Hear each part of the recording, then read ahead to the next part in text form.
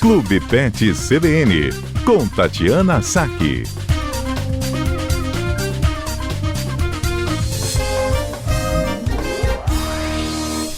Tatiana Saque, boa tarde, tudo bem?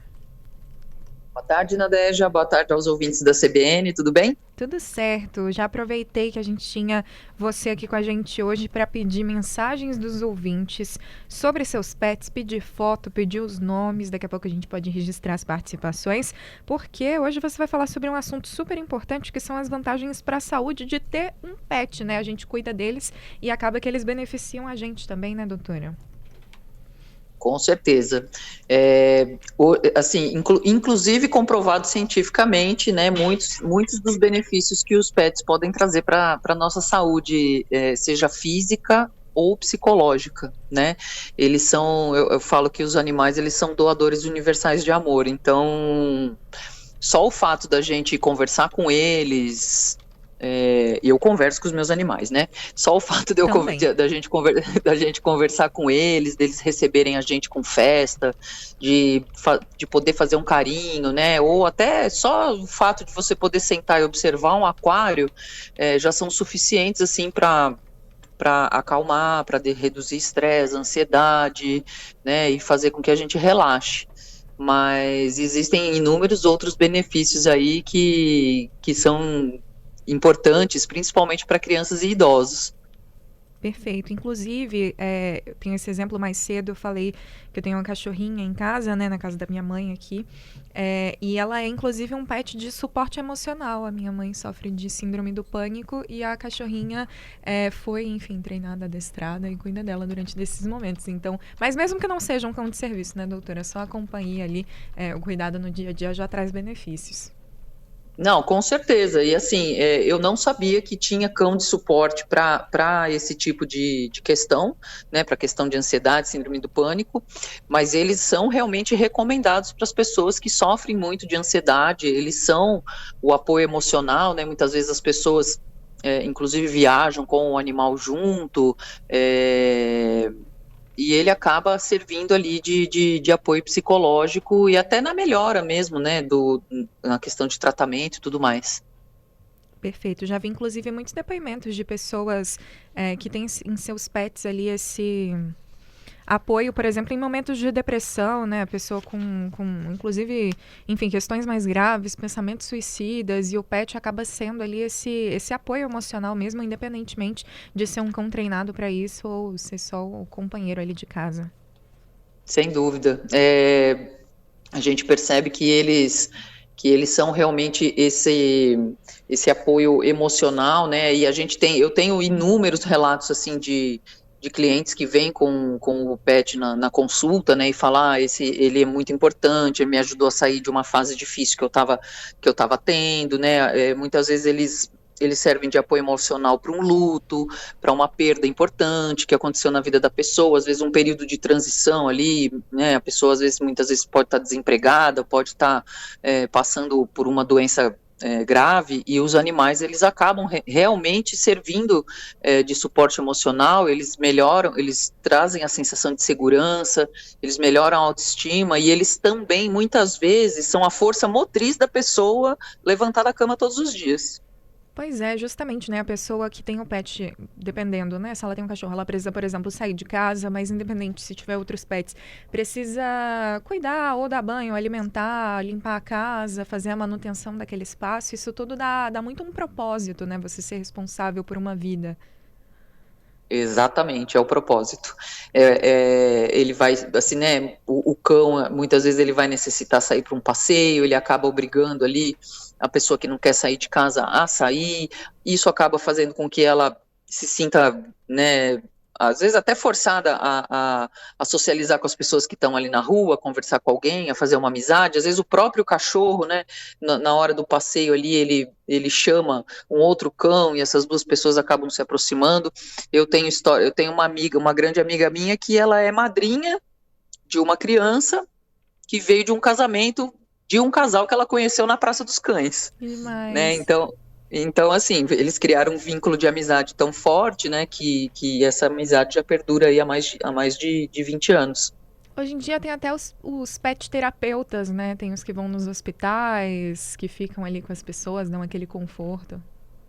Tem os animais que visitam hospitais, as pessoas que estão ali acamadas, que muitas vezes não conseguem sair ali do ambiente hospitalar, né? Tem alguns vídeos até de cavalos que entram no hospital e vão visitar e visitam os quartos. É um trabalho muito interessante, assim, tem animais que fazem visita em orfanatos, em asilos. Durante um tempo, até eu tive um cão, um labrador. Durante um tempo a gente participou de um projeto que os animais faziam visitas nos orfanatos, né? Mas como, assim, não consegui participar por muito tempo por conta das demandas da profissão, mas foi muito bacana, assim, as crianças ficam alucinadas com os cachorros, né? Elas adoram. Em geral, para as crianças, crescer com um pet, eu imagino que também tenha seus benefícios específicos ali, né, doutora?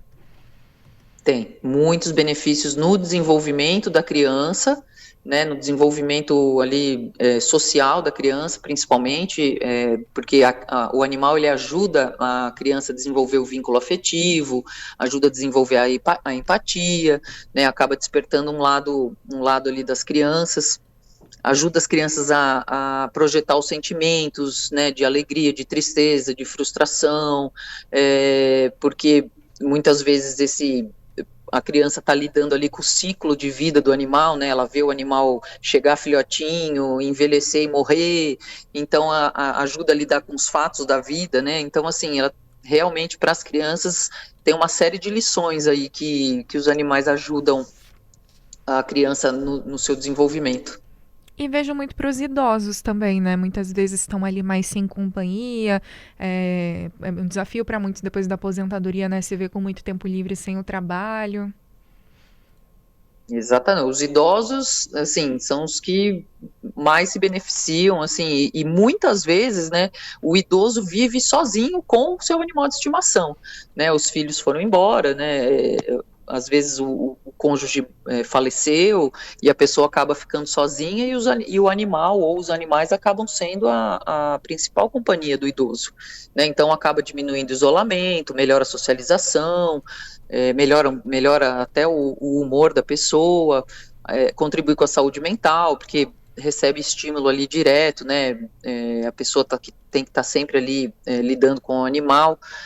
E aquele fato que a gente fala, né, que sair para passear serve para qualquer um, serve para a criança, para o adulto ou para o idoso, também ajuda ali a estimular a circulação, a controlar a pressão sanguínea, nível de glicose, né? Se for uma caminhadinha de 30 minutos, já ajuda bastante. E ajuda também o idoso a se socializar na rua, né?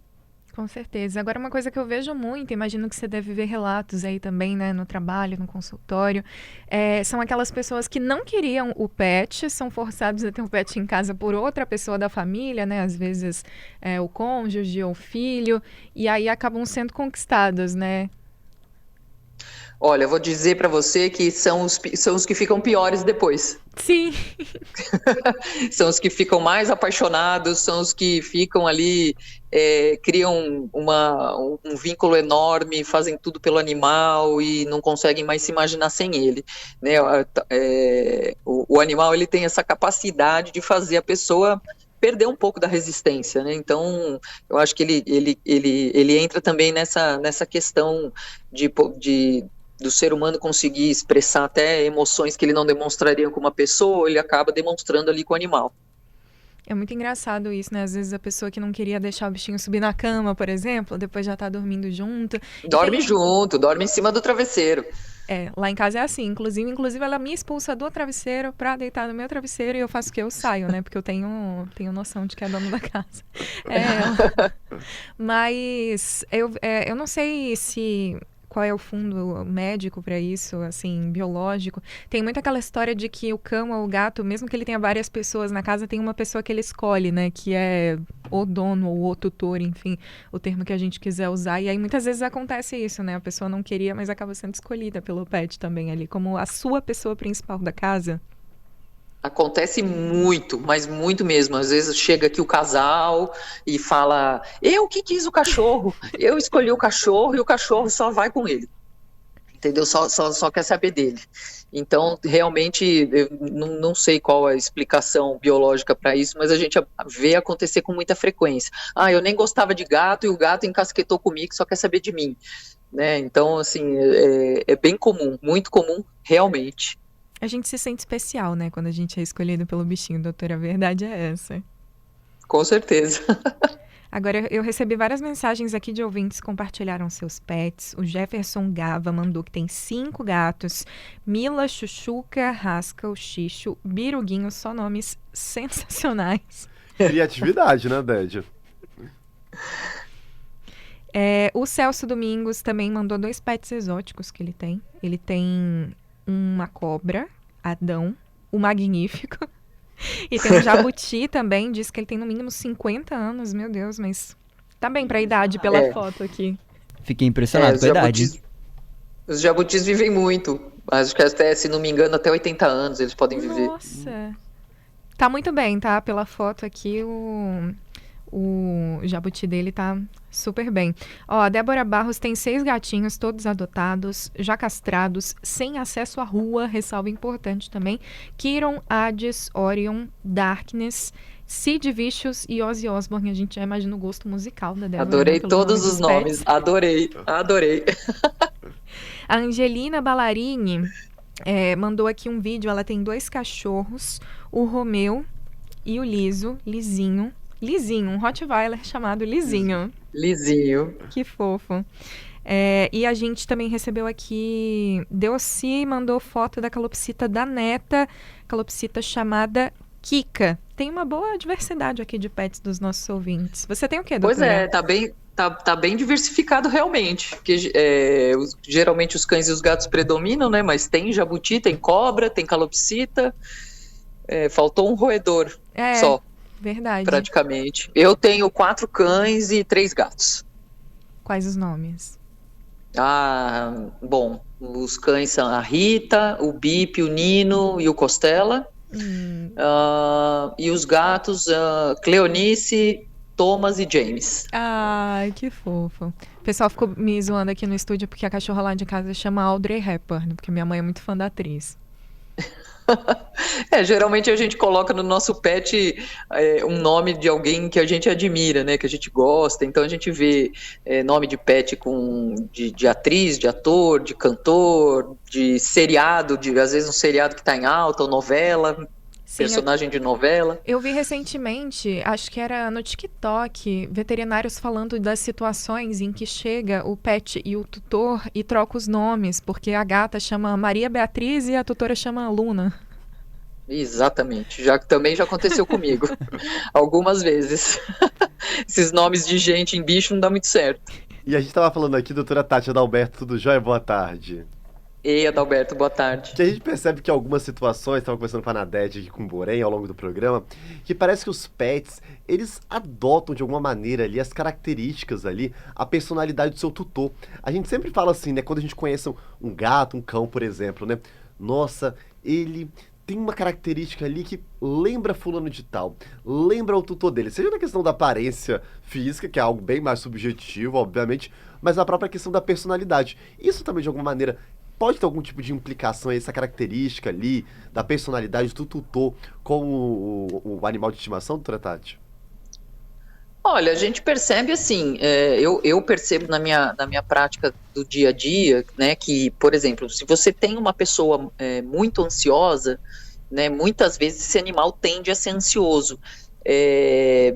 Eu acho que especialmente pelo tipo de energia que é movimentada na casa, né? Então acaba gerando um pouco mais de ansiedade no animal ter um tutor ansioso. O animal acaba estando sempre num estado de alerta, né? Ao passo que quando você vê, por exemplo, um tutor muito tranquilão, quieto na dele, muitas vezes o animal é parecido, né, mais tranquilão. Agora também acontece o oposto, né, muitas vezes você tem um dono muito tranquilo que não é enérgico o suficiente, o cachorro tá ali virado da ansiedade, né, tá todo descontrolado de ansiedade, porque não tem uma pessoa ali com uma firmeza para conduzir, né, o animal. ou às vezes você tem uma pessoa super agitada e super com uma energia muito alta, né? E o animal acaba sendo um pouco mais recatado, né? Mais retraído. Então, eu acho que acontece para os dois lados essas características, assim. Muito legal. Esse negócio da ansiedade já até virou meme, que eu já vi várias pessoas falando, eu queria um cachorro para ansiedade, o universo se confundiu e me mandou um cachorro com ansiedade. Pois é, mais ou menos isso. Fora que o pet tem a personalidade que é dele, né? A minha, por exemplo, ela é muito boazinha, ela gosta muito de pessoas. Qualquer pessoa que ela encontra na rua, ela é vereadora, quer cumprimentar, quer fazer carinho. Sociável, né, Dani? Se vai um prestador de serviço em casa, parece que é o pai dela que voltou da guerra depois de 20 anos no Vietnã, que ela não via há muitos anos. Ela fica super feliz. Mas tem a personalidade que nós inventamos pra ela, que ela é a dona da casa, entendeu? Ela faz a gente de gato e sapato. A gente brinca que a gente não é mãe de pet, irmã de pet, tutora de pet, a gente é escravo de pet. Ela toma conta da casa, literalmente. Uhum. Tomou conta da casa, então. Mas aí é uma questão, assim, a pessoa permite, né? E aí o animal vai expressando um outro tipo de comportamento. Falou assim, bom, tô vendo que eu posso mandar aqui, vou mandar aqui. Exatamente. Né? E vou fazendo tudo que tiver, tudo que me for permitido, né? Então, a gente foi muito bem colocado aí, essa questão da personalidade intrínseca dela, né, e daquilo que foi permitido a ela desenvolver aí na dinâmica da casa. Inclusive, recebi fotos aqui de 2 Yorkshires como a minha, mensagem do Rominho, da Kate e do Thor, muito bonitinhos. Obrigada pelas fotos aí que todo mundo mandou pra gente. Doutora, só pra gente se despedir, uma pergunta paralela aí, não tem a ver com o assunto de hoje, mas a Eliana tem uma dúvida, tá querendo saber se pode dar miúdos e carne crua pro pet. Olha, miúdos pode, assim, não é interessante dar com muita frequência, né, mas pode ser feito. E a carne crua, ela pode também, desde que não seja a única fonte alimentar, né, porque aí precisa de um balanceamento nutricional feito por um profissional. Mas se você quiser dar como agrado, eventualmente o ideal é que você congele a carne antes de oferecer ela crua para o animal. Ela passa por um período de congelamento ali de 24 a 48 horas. Perfeito. Doutora Tati Sack, obrigada pela conversa hoje. Boa tarde para você. Eu que agradeço. Até a próxima quarta. Até mais.